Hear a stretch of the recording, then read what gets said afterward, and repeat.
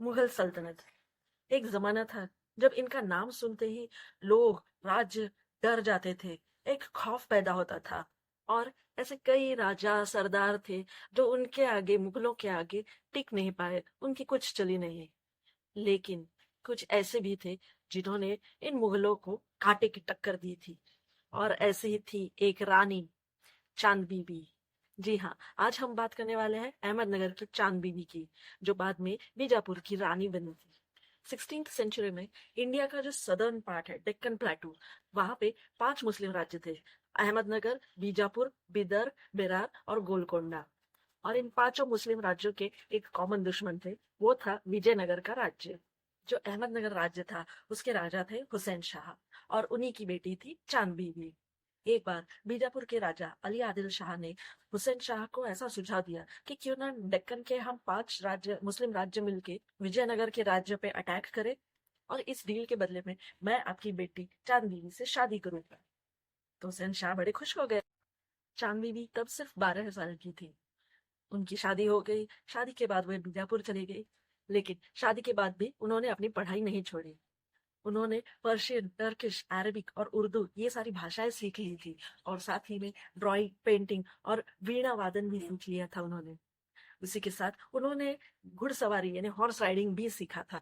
चांदनी भी सुंदर ही नहीं, बुद्धिमान भी थी। और आदिल शाह के कंधे से कंधा मिला के उनकी युद्ध की प्लानिंग में उन्हें हेल्प करती थी। 1565 में चांद बीबी के पिता यानी हुसैन शाह गुजर गए। उसके बाद उनका बेटा मुर्तजा राजा बना अहमदनगर का। मुर्तजा खान और आदिल शाह की एक डील हुई थी कि दोनों एक दूसरे को कभी अटैक नहीं करेंगे। और ये सब सही चलता रहा अगले 20 सालों तक। फिर अचानक 1579 में आदिल शाह को किसी ने मार दिया। और आदिल शाह और चांद बीबी को कोई बच्चे नहीं थे। तो अब आदिल शाह के बाद राजा कौन बनेगा, ये बड़ी प्रॉब्लम थी। लेकिन उस समय आदिल शाह के एक भतीजे, जो 9 साल के इब्राहिम आदिल शाह थे, उन्हें राजा बनाया गया। चांद बीबी काफी निडर और शूर थी। और आदिल शाह के गुजर जाने के बाद अहमदनगर और बिदर ने बीजापुर पे अटैक किए। तो उन अटैक का सामना करने में भी चांद बीबी ने मदद की।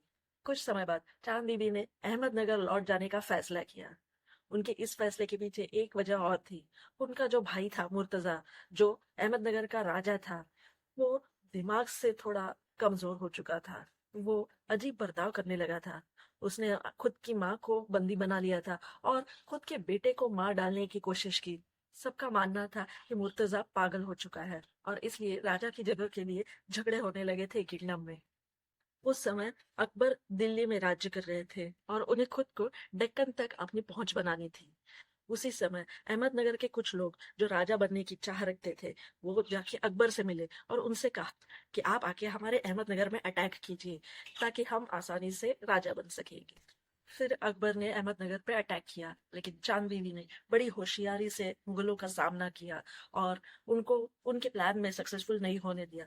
और फिर मुगलों को वापस लौटना पड़ा। ऐसे मुगलों ने कई बार अटैक करने की कोशिश की, और हर बार चांद बीवी ने अपनी बेस्ट फाइट देख के, डट के सामना करके उनका प्लान कभी सफल नहीं होने दिया। लेकिन एक बार अहमदनगर के ही एक आदमी ने, एक बड़े आदमी ने चांद बीवी को मार दिया, और इस तरह चांद बीवी का अंत हुआ। तो ऐसे इस होनहार, होशियार, समझदार चांद बीवी को हमारा सलाम।